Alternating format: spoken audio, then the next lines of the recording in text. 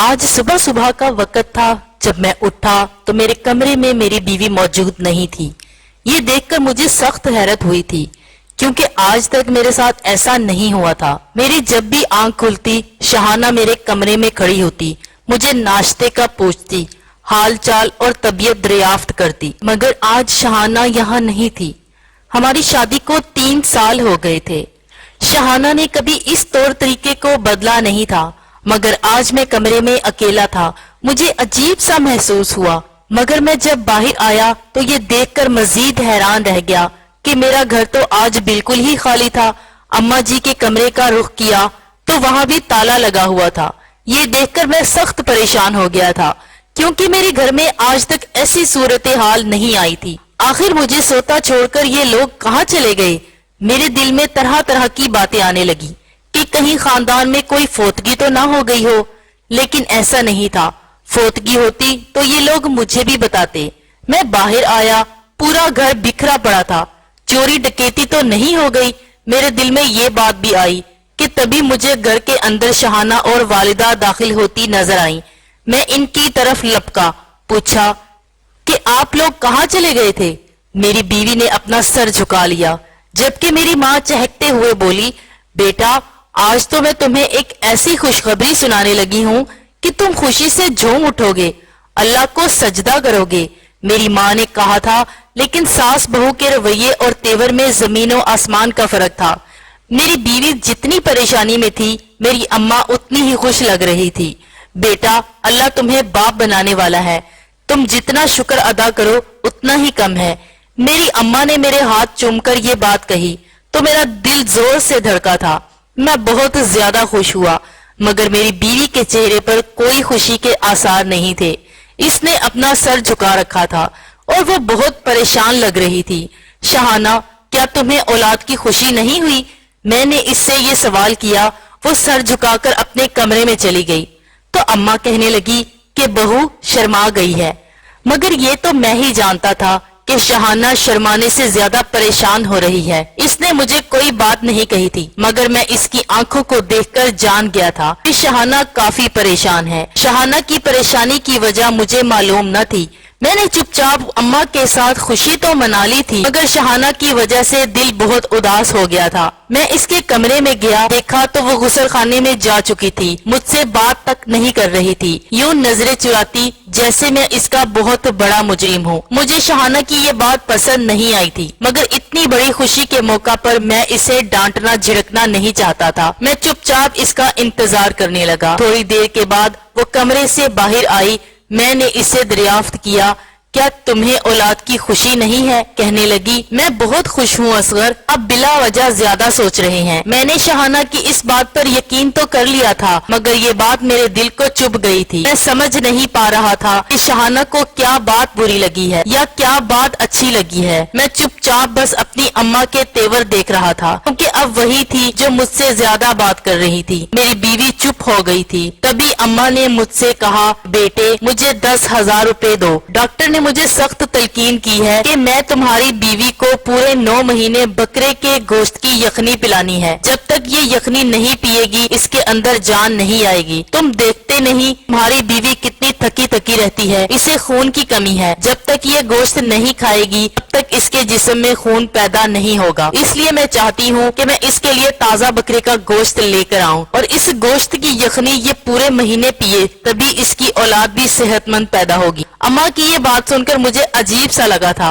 अम्मा यकदम से कैसे बदल गई थी, जबकि वो तो अपनी बहू के बारे में इतनी परवाह नहीं करती थी। मगर आज कहने लगी कि मैं अपनी बहू के लिए बाजार से ताज़ा गोश्त लेकर आऊंगी। ये वही माँ थी जो अपनी दूसरी बहू से कहती थी कि हमने भी अपने जमाने में बच्चे पैदा किए, मगर कभी आराम तलबी की ख्वाहिश नहीं हुई। आज वही अम्मा मेरी बीवी से कह रही थी कि बेटा तुम मुकम्मल आराम करना, किचन में आने की जरूरत ही नहीं है, तुम्हारे लिए खाना वगैरह खुद पकाऊंगी। अम्मा की इस बात ने मुझे मजीद हैरान कर दिया था। मेरी माँ तो इतनी नरम दिल नहीं थी कि वो अपनी बहू से ये कह देती कि मैं तुम्हें खाना बेड पर पेश करूंगी, لیکن اب تو اماں کے تیور ہی بدل چکے تھے. کہنے لگی کہ میں اپنی بہو کا خود خیال رکھوں گی, اس وجہ سے تمہیں فکر کرنے کی ضرورت نہیں ہے. اماں کی باتیں مجھے عجیب تو لگ رہی تھی مگر میں نے نظر انداز کر دی تھی. خیر اس وقت اماں نے مجھ سے 10,000 روپے لے لیے اور بازار چلی گئی. ان کے جانے کے بعد بھی میں نے شاہانہ سے بات کرنے کی کوشش کی مگر شاہانہ کچھ عجیب سا رویہ دکھا رہی تھی. لگتا تھا وہ مجھ سے کچھ چھپا رہی ہے یا پھر بتانا نہیں چاہتی, لیکن میں نے اس سے زیادہ اصرار کر کے پریشان نہیں کیا. میرے دل میں ایک ہی بات تھی کہ شاہانہ اپنی مرضی سے اپنی زندگی گزارے, خوش رہے اور اسی طرح ہمارا آنے والا بچہ صحت مند رہے. بس میری اتنی سی آرزو تھی. میں نے شاہانہ سے کوئی بات نہیں کی. کہیں شام کا وقت تھا,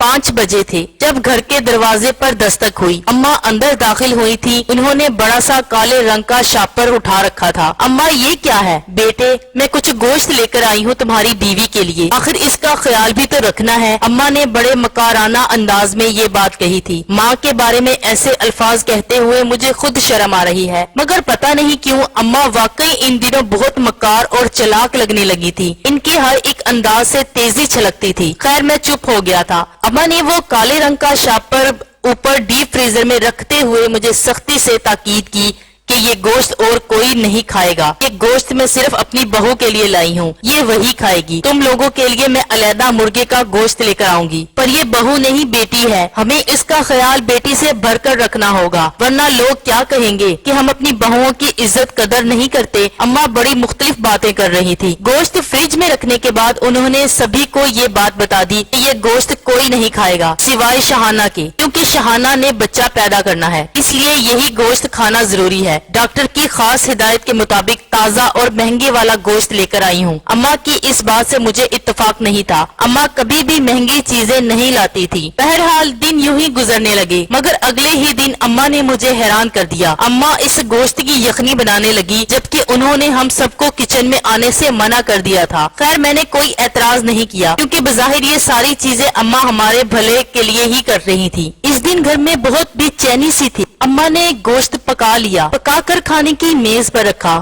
اور ہم سب کو بلانے لگی مگر پتہ نہیں کیوں مجھے وہ گوشت عجیب سا لگ رہا تھا. اماں نے میری بیوی کو خاص طور پر وہ گوشت کھانے کی تلقین کی مگر مجھے اسے دیکھ کر کراہت محسوس ہو رہی تھی. میری بیوی نے بھی یہ بات انہیں سمجھانے کی کوشش کی کہ یہ گوشت کھانے کی میری طبیعت نہیں ہے مگر اماں بضد تھی. کیا ہو گیا ہے بیٹا, میں نے تمہارے لیے اتنے خلوص سے بنایا ہے, اتنا مہنگا گوشت لے کر آئی ہوں اور تم سے کھایا نہیں جا رہا. آج کل کے بچوں کی عجیب طبیعت ہو گئی ہے, صحیح چیزیں کھاتے نہیں ہیں اور غلط چیزیں صبح شام کھاتے ہیں جو کہ مضر صحت ہیں. اماں کا لمبا چوڑا لیکچر سننے کے بعد بیچاری شاہانہ کس طرح کڑوا گھونٹ بھر کے گوشت کی یخنی پینے لگی. مجھے شاہانہ پر بہت ترس آ رہا تھا مگر اماں کے خلوص کے آگے مجبور ہو گیا تھا. میں انہیں بھی کچھ نہیں کہہ سکتا تھا. چپ چاپ شاہانہ نے بھی وہ یخنی ختم کر لی تھی مگر اس کے بعد اس کے تیور پھر سے بدل گئے تھے. کمرے میں ہم لوگ گئے تو شاہانہ کے چہرے پر سخت ناگواری کے آثار تھے. کہنے لگی میری طبیعت خراب ہو رہی ہے, مجھے ڈاکٹر کے پاس جانا ہے, لگتا ہے کہ مجھے الٹی آ جائے گی, معدے میں جلن ہو رہی ہے. شاہانہ کی باتیں سن کر میں پریشان ہو گیا تھا مگر اماں باہر کھڑی یہ ساری باتیں سن رہی تھی. اماں نے میری بیوی کو تسلی دیتے ہوئے کہا کہ ایسا کچھ نہیں ہے بیٹے, اس کے شروع کے دن ہیں.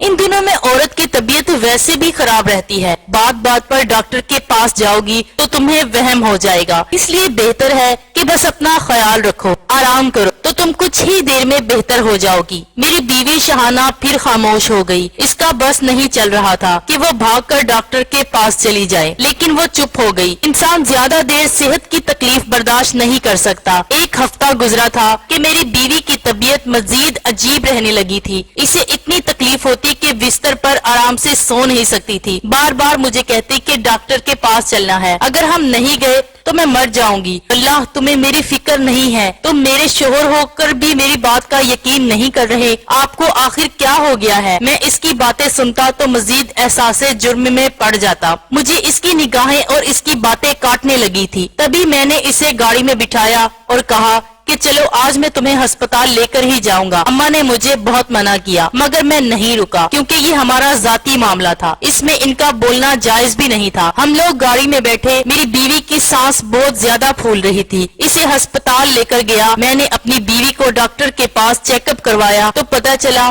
میری بیوی آخر ڈپریشن اور بے چینی کا شکار تھی، جس کی وجہ سے ہمارے بچے کو بھی نقصان ہو سکتا تھا۔ ڈاکٹر نے مزید بتایا کہ میری بیوی کے خون میں چربی بڑھنے لگی ہے، اس کے لیے ہمیں اب کم چربی کھانا ہوگی اور ساتھ ہی ساتھ تھوڑی بہت چہل قدمی بھی کرنی چاہیے۔ یہ بات سن کر میں بہت پریشان ہو گیا تھا کیونکہ میری بیوی تو پھرتیلی سی تھی، کبھی بھی اسے کوئی ایسی سستی کی شکایت نہ ہوئی تھی، مگر اب اس کے جسم پر چربی بڑھنے لگی تھی۔ یہ بات بڑی خطرناک تھی۔ گھر جب میں آیا تو میری اماں میرا انتظار کر رہی تھی، مجھے دیکھتے ہی کہنے لگی کیا بتا دیا تمہیں ڈاکٹر نے؟ تم لوگوں کو اللہ پر یقین نہیں ہے، اپنی ماں پر یقین نہیں، تم جیسے لوگ صرف اور صرف برباد ہوتے ہیں۔ اب دیکھ لینا، مجھ سے شرط لگا لو، تمہارا بچہ تمہارے لیے باعث سکون نہیں ہوگا، اسے پیدا ہونے تو دو، دنیا میں آنے تو دو، تم پچھتاؤ گے، تم اپنی ماں کی نافرمانی کر کے بری طرح پچھتاؤ گے۔ تمہیں ابھی سمجھ نہیں آ رہی تم کس برے راستے پر چل پڑے ہو، لیکن ایک بار تمہاری اپنی اولاد اس دنیا میں آ جائے تو تمہیں سمجھ آئے گی کہ تم نے کتنی بڑی خطا کی ہے، اپنی ماں کی نافرمانی کر کے تم نے کتنا بڑا گناہ کیا ہے۔ اماں کا رویہ تو مکمل طور پر بدل چکا تھا۔ اب میں یہی توقع کر رہا تھا کہ اماں کم سے کم ایک ہفتہ ہم سے بات نہیں کریں گی، کیونکہ عموماً جب انہیں اتنا زیادہ غصہ آتا تو پھر وہ ایک ہفتہ ہم سے کلام نہیں کرتی تھی، اپنا کھانا پینا بھی علیحدہ کر لیتی تھی،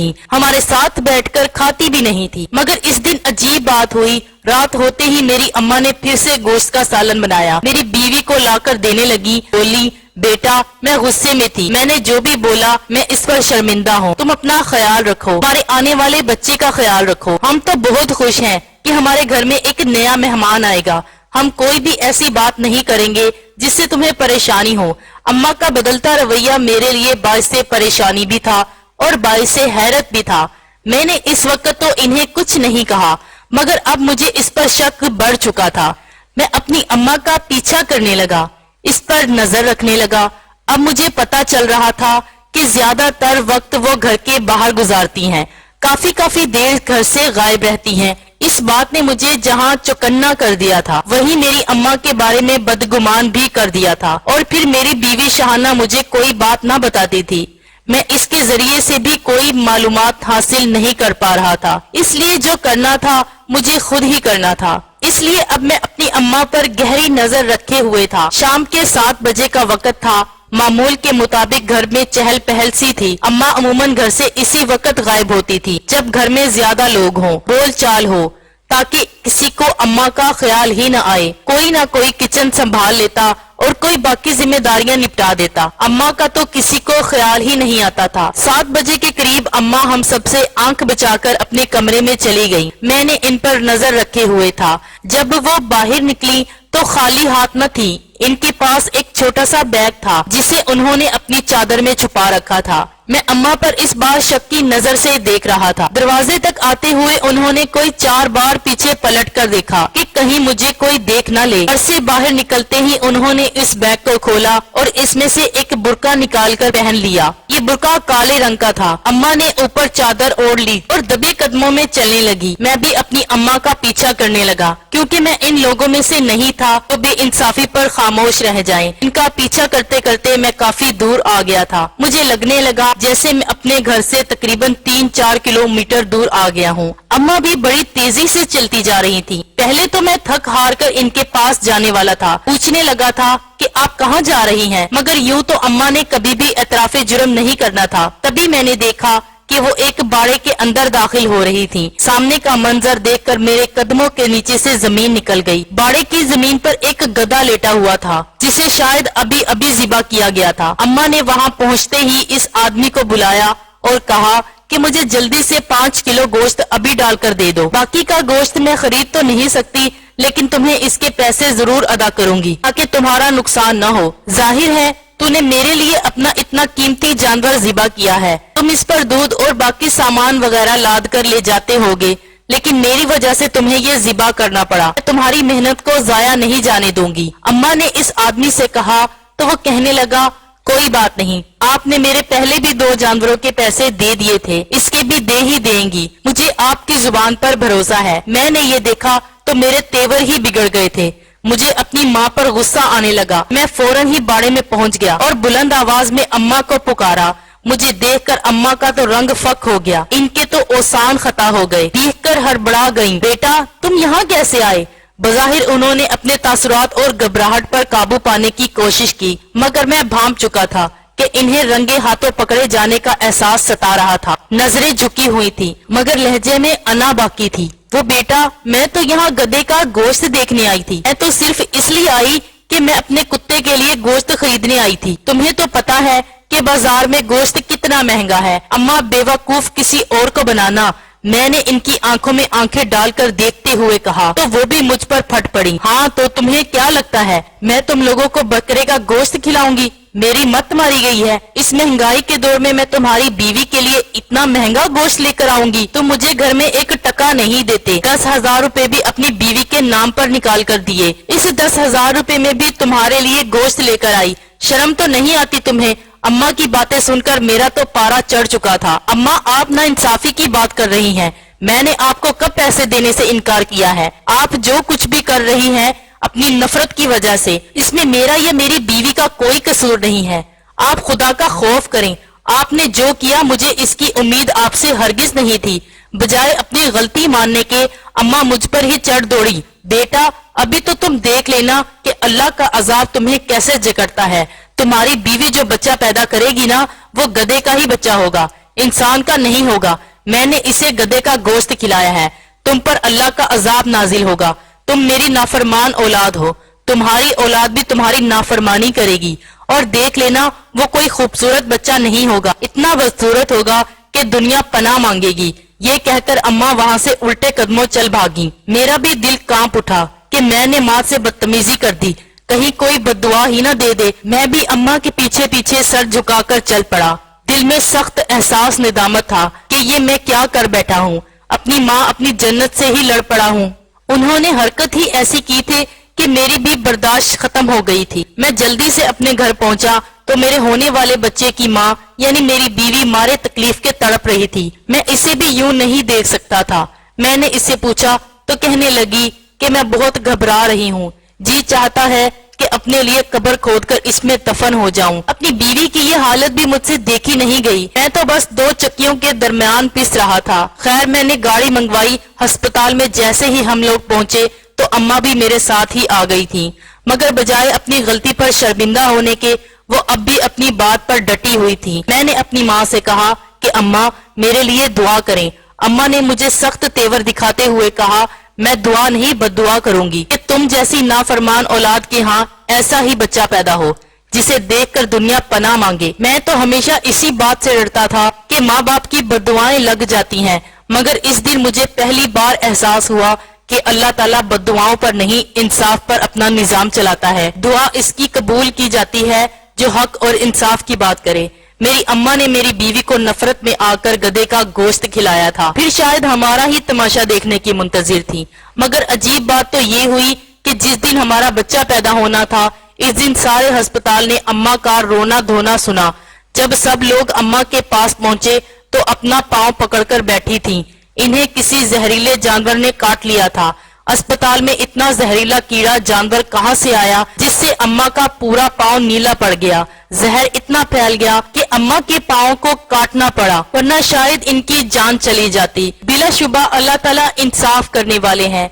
जो कदम बुराई के लिए चल कर गए थे, अल्लाह ने इन्हें सजा भी दे दी, मगर मेरी अम्मा को अभी तक अकल नहीं आई। कहती हैं ये सब तुम्हारी लापरवाही की वजह से हुआ है, जबकि मैं समझता हूँ कि ये अल्लाह का अजाब है। वरना अगर मुझे सजा मिलना होती तो मेरा बच्चा सेहतमंद क्यों पैदा होता? शायद वो माजूर पैदा हो जाता, क्योंकि अम्मा की बद्दुआ जो थी। लेकिन खुदा का शुक्र है कि इसने मुझे मेरे सब्र का फल दिया और गुनाहगार को इसकी सजा भी मिली।